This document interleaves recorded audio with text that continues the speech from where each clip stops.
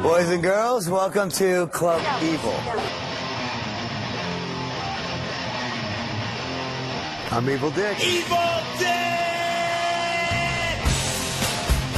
Evil. You're a devil in disguise is what you are.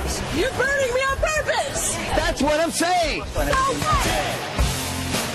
Why do they think that God gives a crap about what goes on in that house?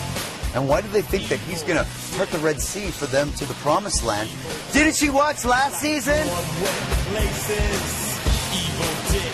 What they didn't show last season was me in the diary room praying to my God, Fred.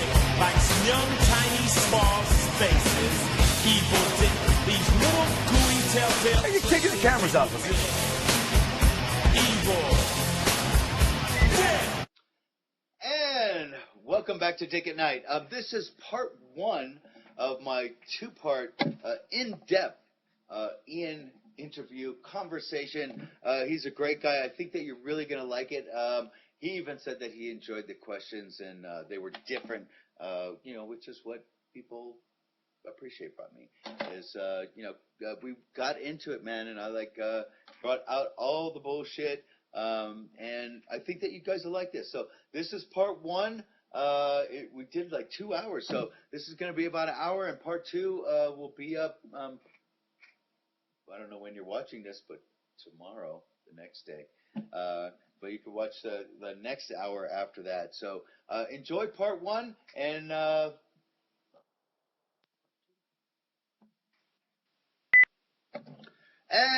welcome back to a bonus Dick at Night, Dick in the daytime, Dick in the afternoon, with the Big Brother 14 champion, Ian P. Terry. What's the P for? Patrick. It is Patrick. Okay, I was wondering. We were exchanging. Well, I won't even say anything. Anyhow, there was a P in that. I know how it is with save. People. Yeah, I know people. They found it. Already? Okay.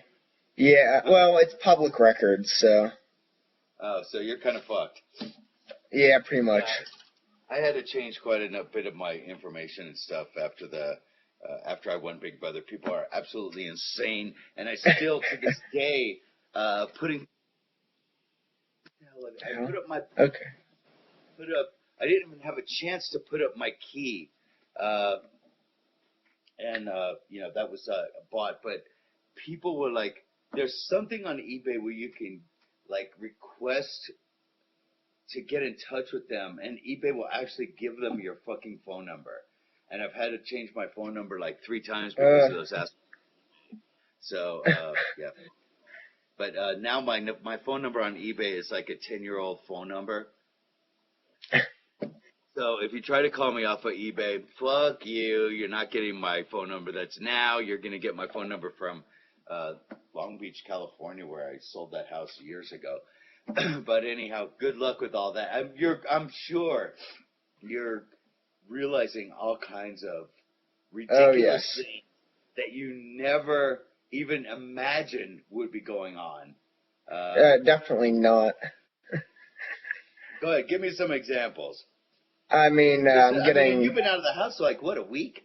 Oh, about a week now, yeah. I've been getting, friend requests from people that I haven't talked to since, the 6th grade.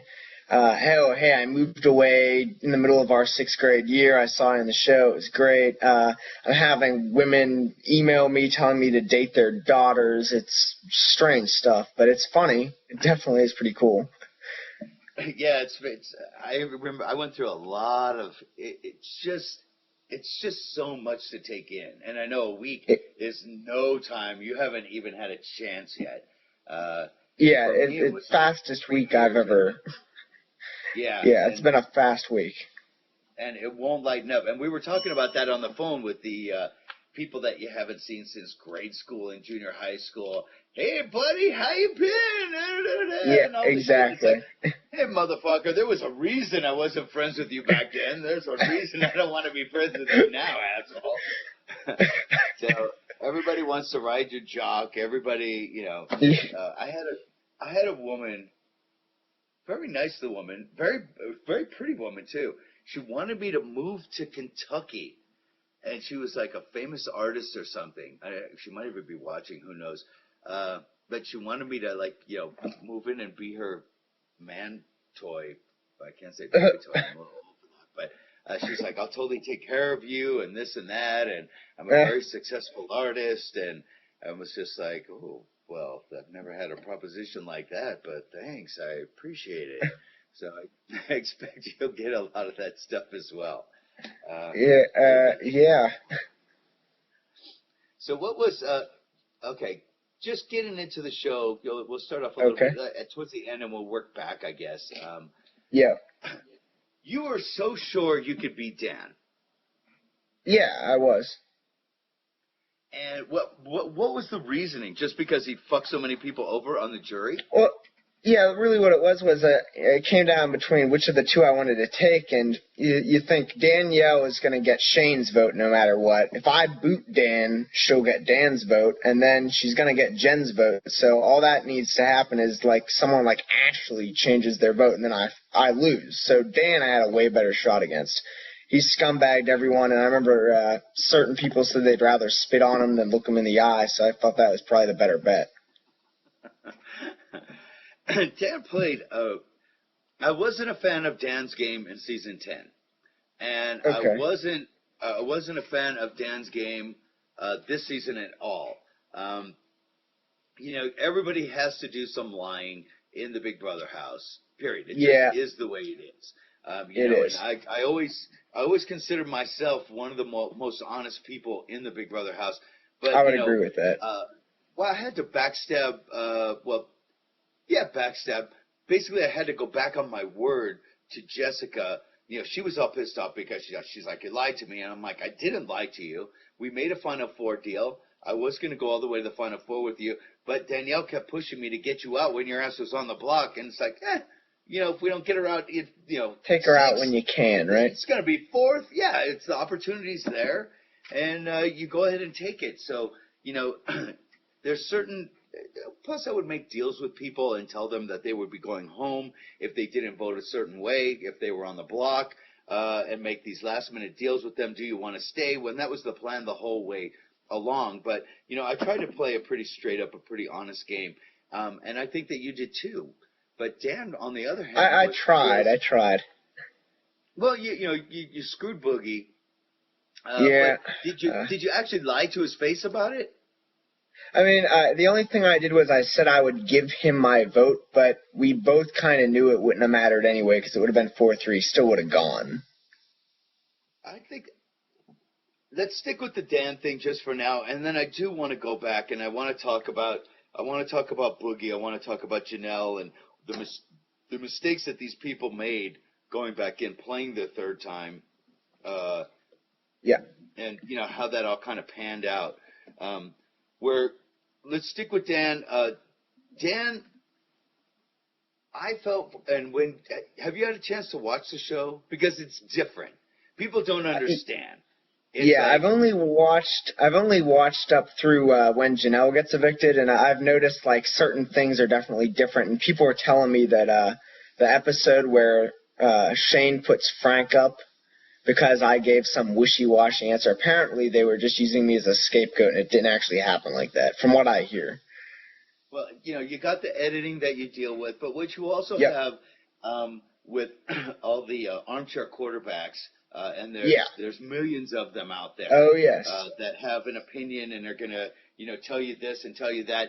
But the truth of the matter is, you see from your own perspective, from one point of view. Yes, yours, exactly. That you are living the show.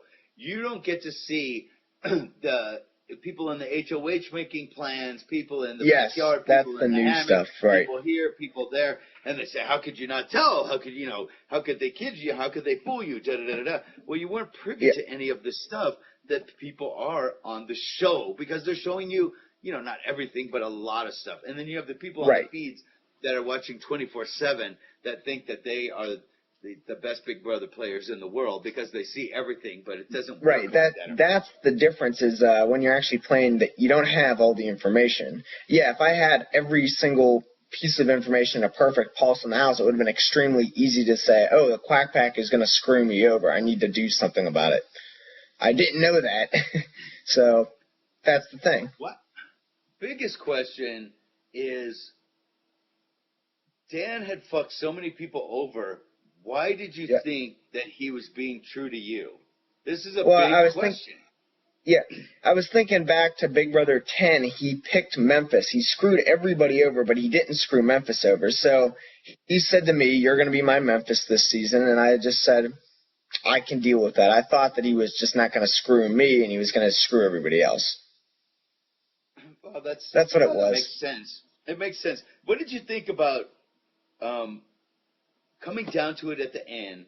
I know I'm like kind of bouncing all over the place, but I don't care. Everybody better keep up or fuck off. The final speeches with Dan and Memphis. Dan fucking killed it. Memphis looked like a retard. I like Memphis. He's a nice guy. No, really. I've been to his club, not all the time. It's not like we're good friends. We're acquaintances. I got an invitation to a porn convention in LA. I invited him. He came down right after his show and so on and so forth, and we hung out for a while. But Memphis looked like a complete tool when it came down to the final speeches, and Dan fucking killed it in season 10. What absolutely. the hell happened? This was my thing. I think Ian could definitely beat Danielle. I said that the toaster could beat Danielle because she didn't do shit this season. But I was thinking that there might be a big question if you could beat Dan because of the final speeches and because Dan is so good with words, so on and so forth. It was a concern. What the hell happened? But I don't know. Screwed the hood so bad on this speech. It was one of the worst speeches that has ever been given. He gave one of the best speeches in 10, one of the worst speeches in 14. I remember the day before they said they were giving us stopwatches to put in the storage room, and he seemed to get all excited about it. And Danielle kind of was like, oh, yeah, whatever, and took her stopwatch. And they're like, are you going to practice it? And I'm like, I don't know. I'm probably just going to make it up as I go along because I don't memorize speeches. That's a shitty way to give a speech. So I guess he just memorized some speech that was really just ass-licking the jury, and they saw right through it. It really was ridiculous. The whole speech was so horrible. I don't remember Dan's speech word for word from season 10, but I guess he took a lot of his speech from season 10 and used it in his speech in season 14. And ass-licking is the proper and correct term for his speech, without a doubt. I mean, it was so ridiculous when Jen's putting her key in, and he's like, oh, and if anybody doesn't know, she's sold over 1 million records. And you're sitting there going, kiss ass, I remember exactly what you're saying, but it's just like, are you kidding me? And I think that in the beginning, you got the first question, and he started interrupting you. Yes. And Julie Chen actually had to shut him down with what exactly was refresh my memory here. I forget what I was. I said that I had controlled my own destiny, and then he started saying that it wasn't true, and that Brittany carried me around on a leash like she did when I made the deal, which it wasn't even right because Jen took me upstairs. He was trying to get a dig in and like demean you by saying that Brittany like led you around on a leash like a dog, like the dog costume. Yeah, exactly. Up in the HOH and so on and so forth.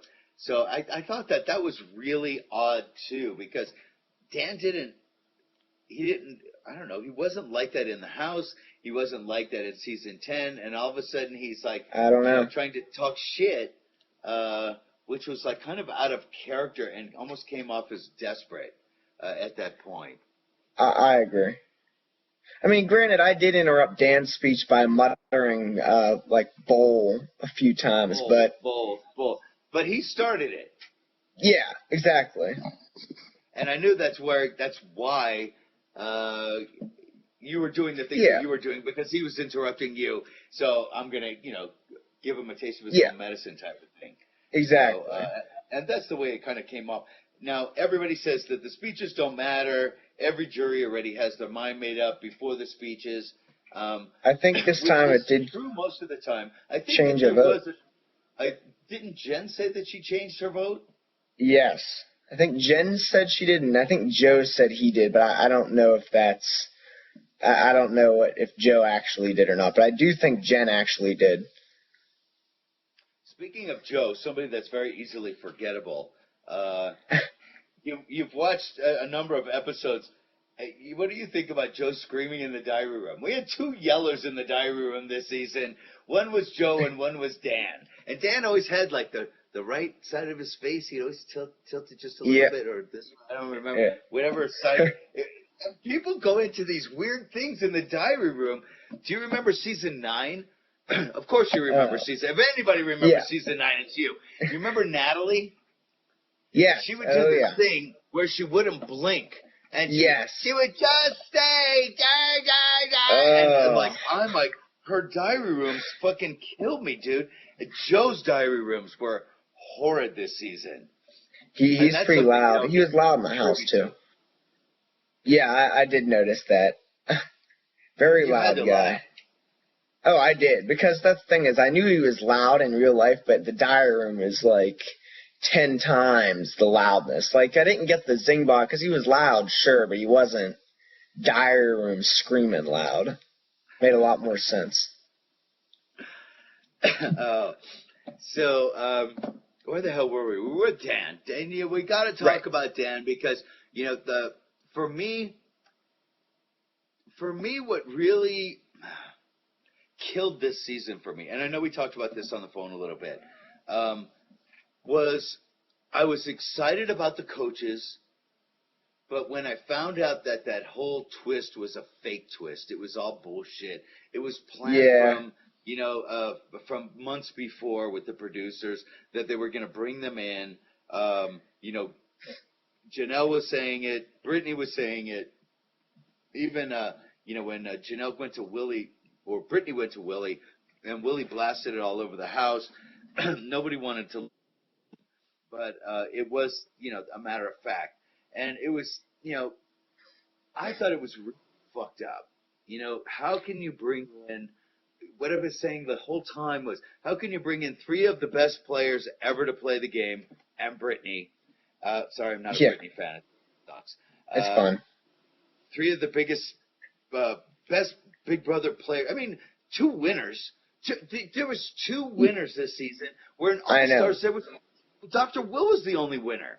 So you have a winner of All Stars. You have one of the best, most one of the winners with the most accolades, Dan, who people say that he's like.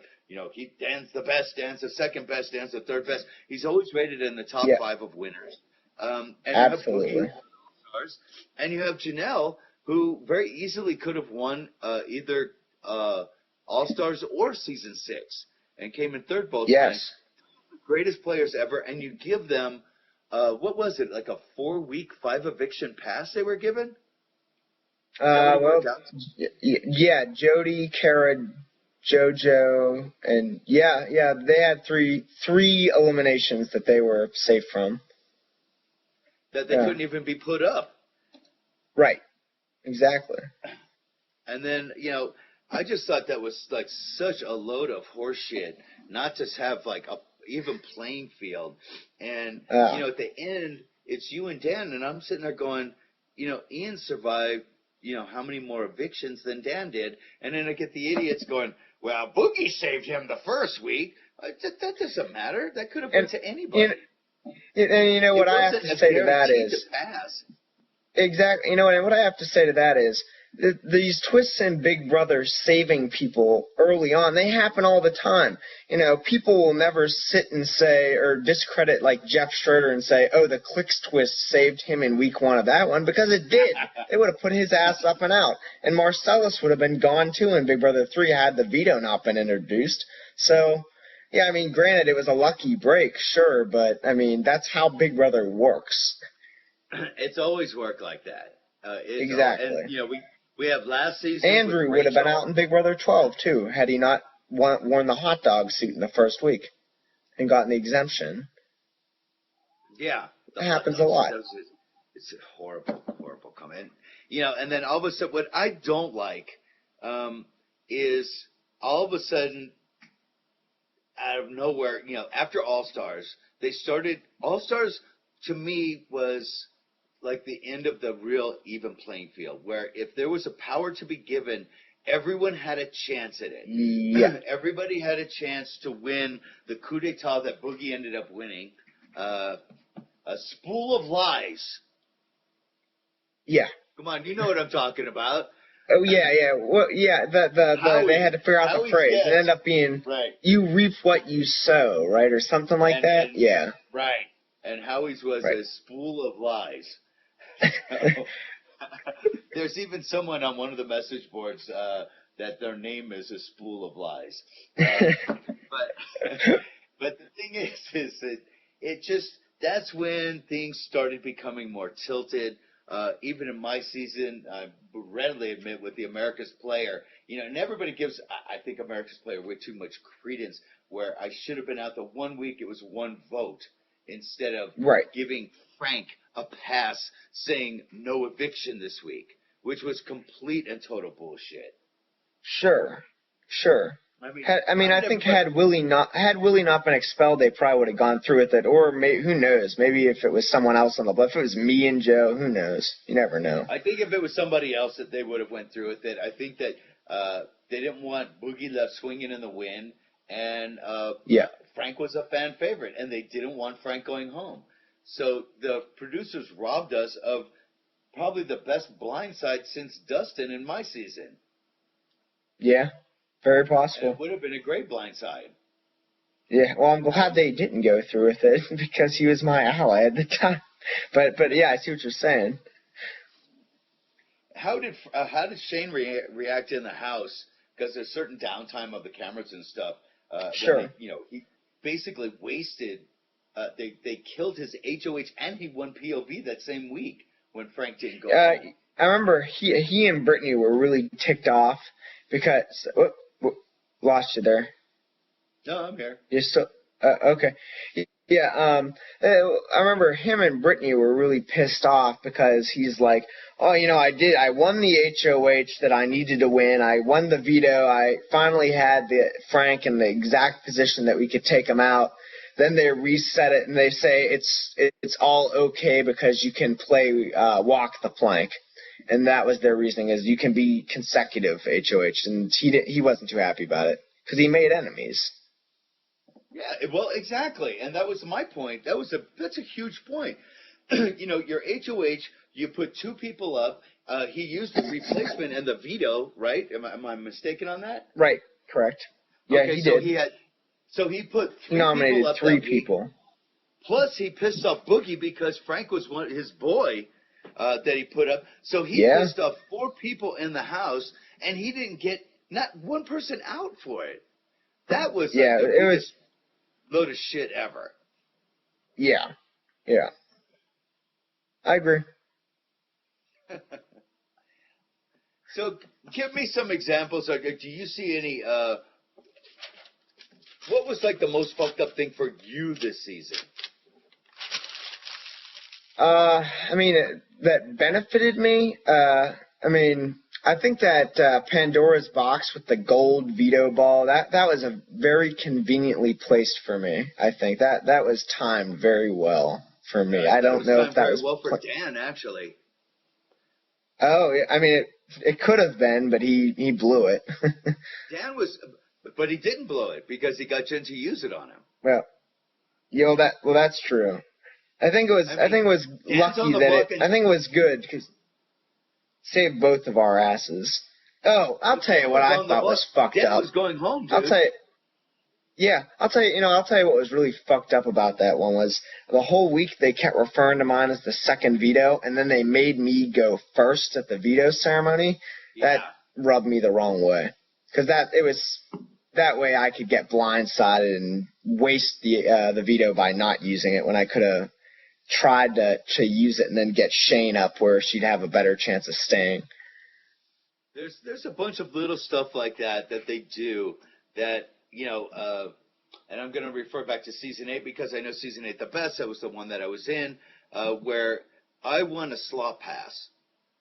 And Yes. earlier in the season, there was a slot pass one, and I believe it was either Joe or Justin won it. Joe got it.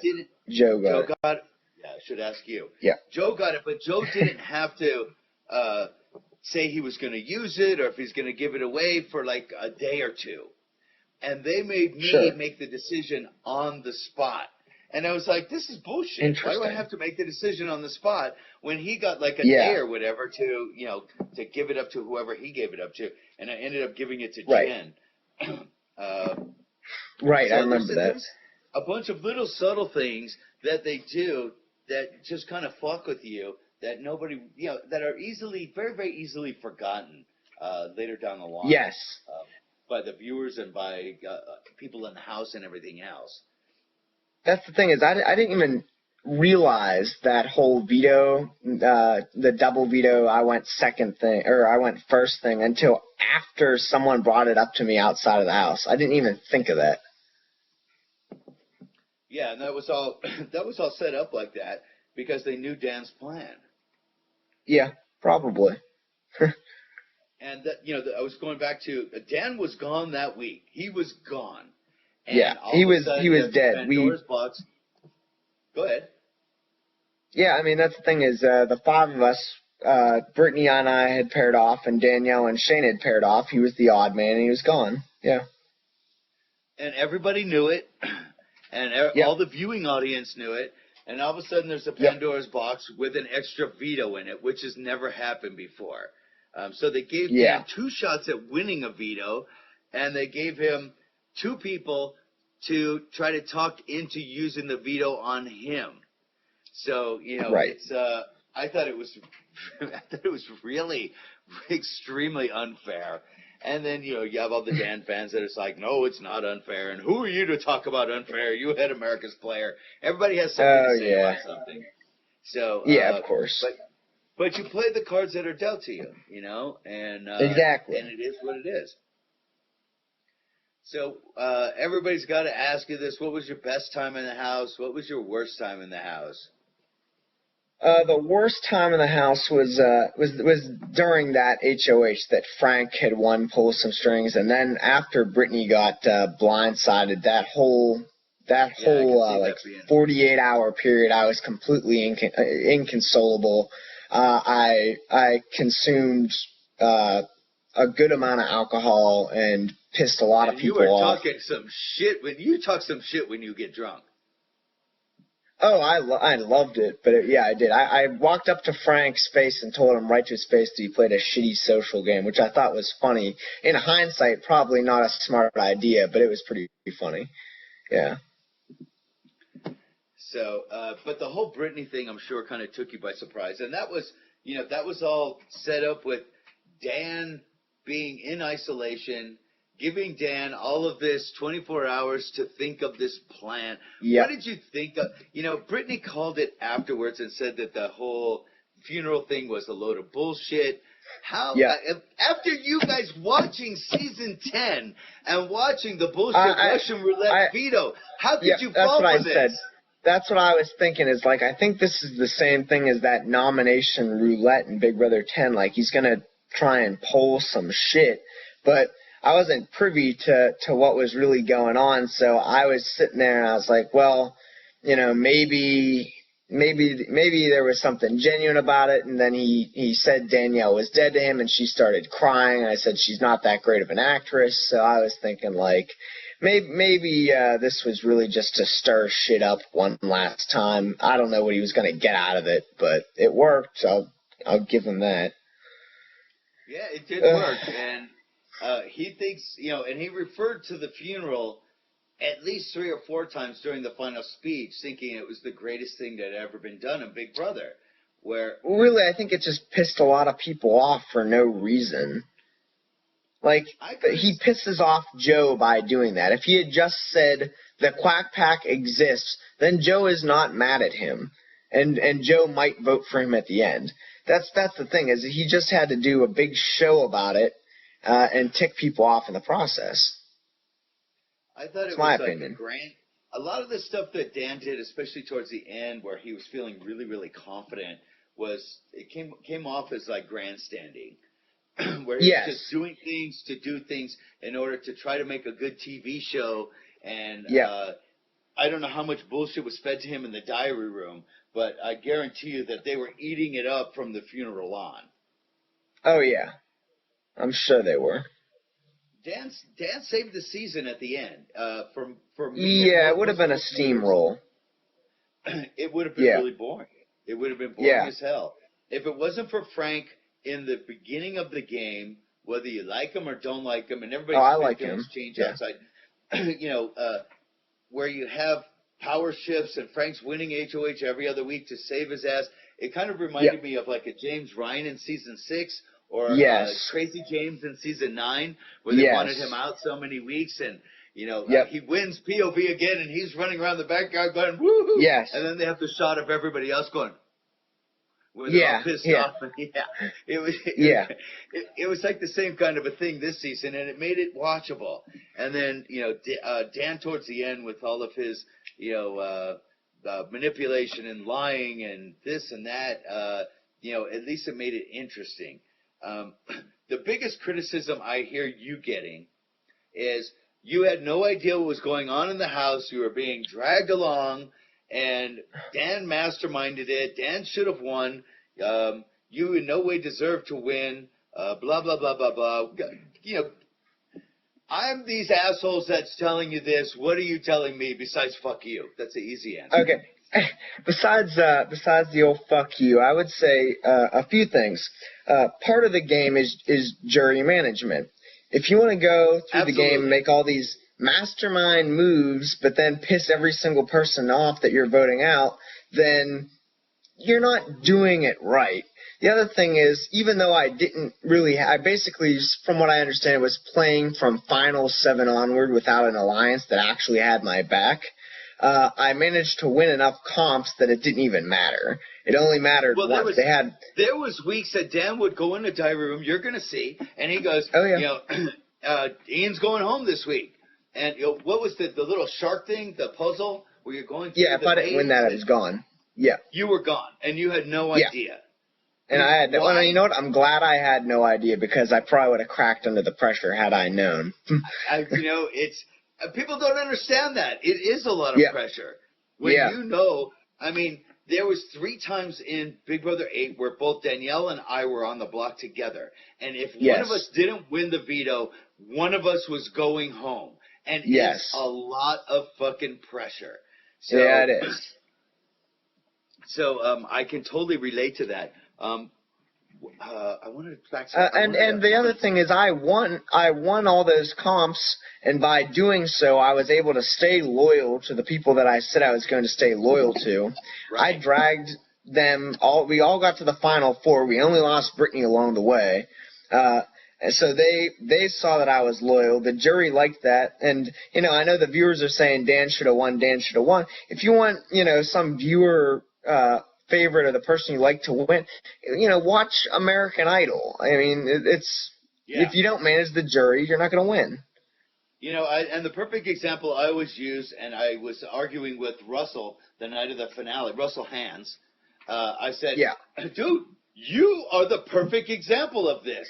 And this is why you lost twice, is because you didn't learn the first time. You can get to the end, but you can't treat everybody like a piece of shit and expect for them to vote for you at the end.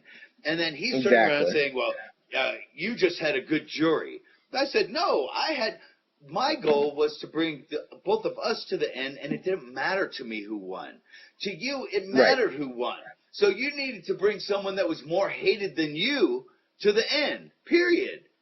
And, and this was Dan's mistake this time. This is Russell Hand's mistake twice. 3 times, actually, because the people saw what a douche he was, and that's why they threw the competition to get him out in his 3rd season, right? Right.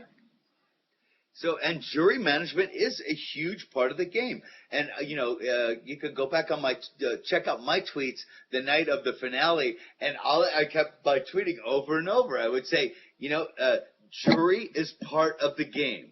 where everyone Exactly. says it's a bitter jury, it's a bitter jury, it's a bitter jury. Now I've heard some things afterwards, and one of the little snippets, clippets, whatever you call it, with Brittany saying that Yeah. if Dan was up Ketchup. against a bottle of ketchup, Yeah. they would have voted for him. I took this as her saying that Dan had fucked so many people over, it didn't matter who he's up against, they weren't going to vote for him. But other people That's what were I see. saying that the jury wasn't going to vote for someone who won already to win again. What really is the truth, at least from your perspective? I mean, I think it was that Dan had pissed so many people off that I wasn't going to get the vote to win, because I said several times that if Dan was in the final two and I was on the jury, as long as he didn't screw me over big time, I would have had no problem giving him my vote, because I don't give a shit about what happened in Big Brother 10 or if Boogie 7-6, Janelle. I don't give a fuck. All right? I will vote for whoever played the best Big Brother 14 game. And if it was Dan against Danielle, probably would vote for Dan. So I know I didn't care. And I think a lot of the jury had told me that if Dan gets the final two, they have no problem giving him the win because, hey, he got there twice if he played the better game. Which is it's not an easy thing. I mean, No. Dr. Will couldn't quite manage it because of the way that he managed Janelle and Erica at the end, where I'm sitting there going, why is he letting them talk? If he wouldn't have let them talk and have that conversation where he was so good at keeping Janelle away from people and talking to people the entire game, he let her talk to Erica. They compared notes, and that's why he went home. Exactly. But I always thought that, Dr. Will was the best player that's ever played a game. I would agree. He should have made the final two in All-Stars. That Boogie rode his coattails. So let's go back a little bit, because I spoke to Janelle before she went in the house. Janelle called me up, and she was feeling me out to see if I was going to be one of the coaches. It was so funny because, all of a sudden, Dan, who I haven't talked to in, a couple years or something, he's like, hey, bro, what's up? And I'm like, what the fuck is this about? Brittany's giving me a call. Dan's calling me, and I heard from everybody but Boogie because they all thought that I was going to be one of the coaches. So when it was leaked that there was going to be coaches and who the people were, and the only question mark was Brittany, but everybody knew Dan. Everybody knew Janelle. Everybody knew for a fact it was. And you're online. Did you see any of this before you were in sequester? I did see that, and I heard that it was going to be those three, and I heard that in Brittany's spot it was going to be Danielle Reyes from Big Brother 3, is what I had heard. Reyes. Yeah. And Danielle Reyes would have actually made a lot more sense if it was a real coach's twist, which it wasn't. Right. Yeah, it ended up being... The only thing that Brittany was good for, I know you like Brittany, but in her season, she was her snarky diary room. It was funny. Yeah, she's funny. Diary room, where she didn't have any of that this season. Have you gotten to Boogie's eviction? No, I'm up to Janelle, so I'm not too far off, but Brittany did have the funniest line of the entire season, which of course is in a diary room because she won't confront anybody or talk shit to their face. Where Boogie goes and she goes, bring, and she does one of the phone calls. I saw that clip. And all of America watching the show was hysterical. Even I'm not a fan of hers, and I thought it was funny as hell. So that's why she was brought in. Where the hell was I going? I was going on the backtrack to, let's go to the coaches. Okay, I was talking about Janelle. When I talked to Janelle on the phone, I talked to her for 2 days, once for 2 hours, once for an hour and a half, right before she went into sequester. And I told her over and over and over, get Dan out first. Fuck Boogie. She kept saying Boogie. And I'm like, fuck Boogie, but I don't think Boogie's that good of a player. Boogie was out fourth in season 2, should have never been invited back for All-Stars, and made it to the end and ended up winning because of Dr. Will in All-Stars. This season, Boogie's out before the jury. But Janelle made it personal, and she went after Boogie. Boogie made it personal and went after Janelle. And, you know, even at the end of Boogie's goodbye to her was basically a big fuck you, and, you know, his little I saw goodbye that. thing was like a big fuck you to her. They played so personal, where you think that these people that have played twice before would learn that, you know, you can't play personal. You got to play strategic. That's the best way to go. Exactly. Did you guys see that in the house? How personal did it get? I could. Yeah, I mean, I could see it. Yeah, I could see it because, you know, I noticed that at the very, very beginning, it was Boogie and Dan wanted to team up and go against Janelle and Brittany, and I was thinking, well, that's really, really freaking stupid because. Think about it. Dan lost Jody, so we're down in numbers. So really, it should have just been the whole house just ganged up on Dan. It shouldn't have been a two-coach versus two-coach. It just should have been, let's just get Dan the hell out of here. End of story. And if I had not thrown Big Brother Break-In, I would have been going after Danielle because Willie pissed me the hell off early, but I didn't give a shit about him, and it would keep a target there. I would have gone after Danielle. But that's the whole thing. That's the whole thing, and people so many times overlook that whole thing. This is going back to season 8, when things were coming down to it, and the whole house flipped on me and Danielle. And the reason that I ended up aligning with Zach and Jen. That Jen, after everything I did and said to her, would even think about aligning with me, is I told her, if I go, who's the next biggest target? Everyone's going to be looking at you. I take all of the attention away from you and take some of it off of you. But if I'm gone, you're gone next, bitch. You need to really take a look at that. And that was my thinking is, well, let's see. The first week I pissed every single person off because I, you know, would goof around and do cannonballs and run around naked or whatever the hell. So if Willie's gone, then that means that all eyes are back on me. I was lucky because Willie pissed everyone off more, so it shifted the attention away from me. He goes, who's next? That's what I was thinking. Well, that's the whole thing, and you got to keep those people around. You know? Yeah, and that's why I wanted Joe to stay in the first week too. Because Joe pissed everybody off as well. Have you heard of the shit that talked about Joe with him not washing his hands and cooking all that food?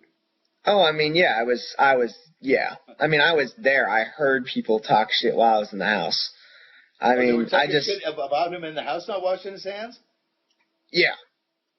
Did I mean, I was sitting right there one of the times it happened, and then everyone looked at each other, and I was like, yeah, I think it did just happen. Ooh, the food was good, but yeah, The food was good, but how much did people have diarrhea in the house is the question. I was very lucky. I don't know about the others, but man, that was. Looking back, I guess that I wish I had just said something to him because I had confronted other people about little things, and people confronted me about little things like shaving my chest in the sink and stuff like that. So, yeah, I probably should have said something to him about it. Oh, well. I definitely would have. Well, I'm sure that he's heard it by now already. Yeah. He has. All kinds of bullshit. What do you think that Janelle's biggest mistake was? Was it not getting in really close with people in the house, acting like she was higher above everybody, or because even her own team hated her? They're in the diary room, from what I understood was once the coaches got added in, she shit stirred or something like that. Apparently, she had made comments about Danielle or JoJo or something stupid. I don't even fucking remember. And Danielle heard this, and we're sitting there and we're like, well, she's really friggin' strong. She was the person on the plank the longest that didn't make a deal. So we're like, we ought to just get her the heck out of here while we have the opportunity, because she's going to be a force to be reckoned with down the line. Did she really try to make any deals to stay? Try to work any magic, anything, or was it kind of just? She seemed to think that Frank was going to be talking to Julie in his Spiritard, and was kind of giddy about it. So I think she was a little bit blindsided, I think, but she thought she was staying. up until the night before where she said she got a weird feeling. Now, what about Boogie? Boogie, oh, you had a conversation with Boogie where, and you've even repeated some of the stuff that I was saying for years, and I know other past house guests have kind of latched onto, where I would say, you know, All-Stars 2, All-Stars 2, All-Stars 2, and I'm like, CBS has never done an All-Stars 2. In Survivor, and there's twice as many episodes in Amazing Race, there's no fucking way that they're going to do an All-Stars 2 in Big Brother. If they do something, it would be like some kind of a theme. And, you know, good versus evil is what has been floating around for I don't know how long online. And, you know, this is where, like, all of this kind of shit came from. And you were putting yourself on the evil team, and Boogie laughed at you. And he's like, you're such a sweet kid. How could you be on the evil team? And until he was sitting next to Julie, and Julie told him that you, like, kind of masterminded his demise, he almost shit himself. Yeah. So you think that you're on the evil team or the good team? Now I guess I'd be on the good guys, but I thought I wasn't looked at. I thought it didn't go over well because of the first week. And when I did the scene where I got my invitation at the lab, all I did was brag about how smart I was. So I thought they thought I was a pompous, you know, douchebag. But it turned out that I wasn't, I guess. Now you're one of the only. I don't know for a fact, but most of the time when people come out of the house, you know, for years I've done the backyard interviews. I think I've missed 2 years, and this happened to be one of them, that I didn't do the backyard interviews. But there's so many people that when they're coming out of the house, they think that America adores them and America loves them. And they find out that people hate them. One of the ones that comes to mind really quickly was April and Ollie fame, where all she did was fuck Ollie, and she was a bitch the whole time. And I got to break the news to her that everybody thought she was a bitch, and she was in shock. Where with you and with me, I know that you believed that people hated you watching the show, and I truly believe that people hated me. I would say, when I'm walking down the street, what do you expect? I expect somebody, you know, every once in a while to beat their horn, stick their middle finger out the window at me, you know, so I'm walking to the coffee shop. And you're the only other person that I've heard that thought that America hated them, and you come out and you find how loved you are. It has to be. It's a good feeling, yeah? Oh, it's a great feeling. It's a great feeling. And, you know, I think part of it is if you walk around the house thinking, oh, America loves me, it probably is not going to turn out for you because you expect it. And I just said to myself, I said before going in, it's like, you know, I think I'm probably not going to be well-liked because, you know, these are the things that I tend to do that irritate people. But then it ended up that, you know, I was well-liked, but I didn't care. Well, what do I care? I'm here to get the check, and if they don't like me, that's fine. I don't care. How much of a chance did you really believe that you had it winning when you walked in, especially after with the coaches and all of that other stuff? Well, when they put the coaches in... It's easy to say afterwards, I always thought I could win. But No. Where you're like... No. When they said someone was going on the first night, I went pale because I was thinking we were going to have to walk into the backyard and vote somebody out right there. So I thought like maybe 2%. Then after Jody went, I said, I don't think I'm getting a good impression in because on the first night I was talking to someone and Brittany looked at Dan with this look on her face like this guy has to go. So I thought I had maybe like a 1% chance. 1% chance? You don't even 1%. give yourself you didn't even give yourself a 1 in 14. No, I give myself like a 2%. Yeah. Maybe 2% chance. When you first walk in the backyard or in the house and you're all getting champagne before you go out, did they tell you when did they tell you someone was going home the first night? Before you went in? No, we were all just sitting around in the kitchen goofing off, and I hear Julie go, "I need everyone to the living room," and I just said right there, I'm like, oh, I'm not feeling this situation at all. The coaches came in, and then the coaches were in for about half an hour, 45 minutes, and then she's like, everybody to the living room, and then that's when we found out the shitty news. I'm not a fan of that twist. No, and, I say that it's so unfair to put someone through all of that shit to get on the show and get somebody's I agree. hopes up so high, and, then to send somebody that first night without even really giving them Sleeping. a chance. The only other time I thought that Big Brother did something so unfair like that in the beginning was All Stars. When they brought all those people in, and there was like 6 of them left on the bleachers that didn't even get to play, I was like, what a load of bullshit is that? Yeah, I agree. Yep. So I thought it was really unfair, and I've talked to Jody. I've had her on Dick at Night. I think that she was a great personality. I think we lost a lot.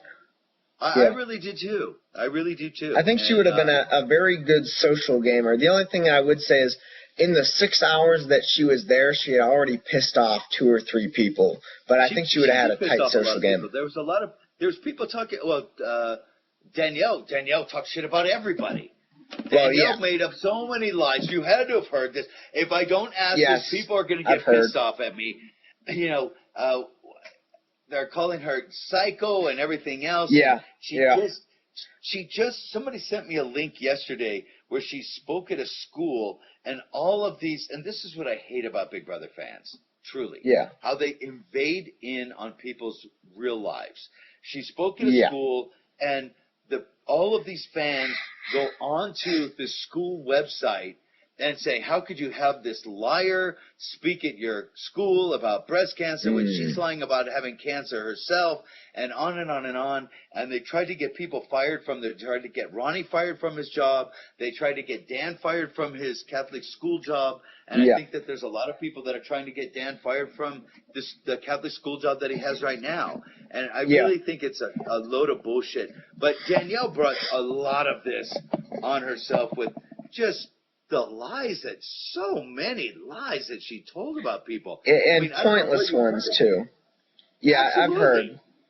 Yeah, I mean, it's not like there's a difference between, like, Dan's lies in the game and then, some of the stuff she was, because who gives, I don't care what you're doing outside of the house, that kind of thing. I don't care.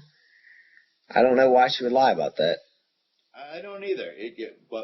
I don't understand why people lie about their jobs when none of these people that lie about their jobs are multimillionaires, right? I mean, and you've seen it on Survivor. I didn't get that. You've seen it on Amazing Race. I didn't get that. I mean, I guess kindergarten teacher is somehow less offensive than nurse. It wouldn't have made a difference. It never would have made a difference to me. I wouldn't have cared. I don't think she would have gotten any further or out any earlier had she said nurse. Every single media outlet before going in, just about every outlet said, "Are you going to lie about your studies? Are you going to try and say you're not smart?" And I just said no, because I don't think anybody's going to give a shit. And worked out. Yeah, it's a matter of being in the game.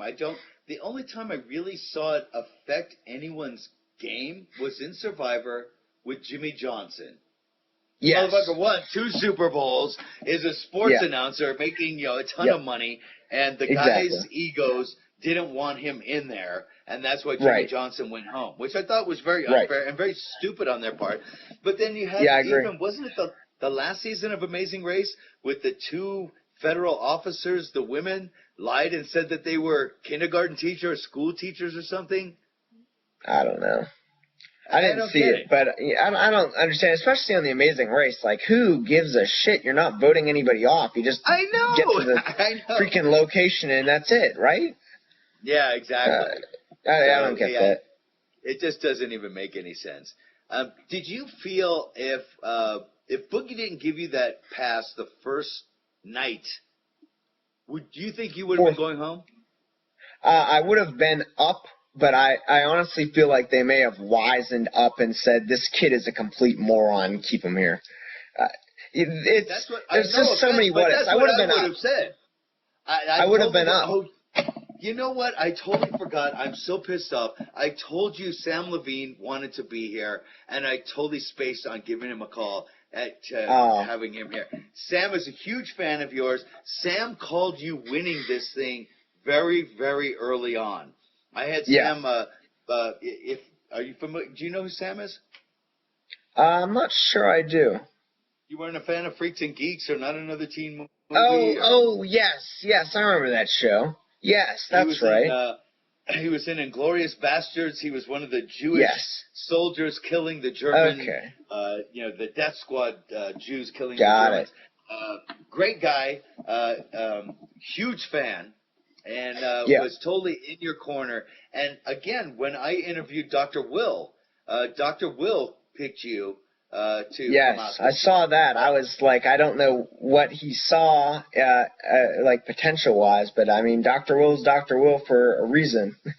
Yeah. Probably was laughing his ass off when my key got pulled and I won. I mean, it's a hell of a call. I wouldn't have, if I was a viewer and I saw the first few episodes, I would have said, this guy, he got the safety key, he'll be out week 3, maybe week 4, definitely not going to get to the jury. I would have thought my look on the whole thing was that I didn't think that you would be hard to get out once the time came for someone to get you out.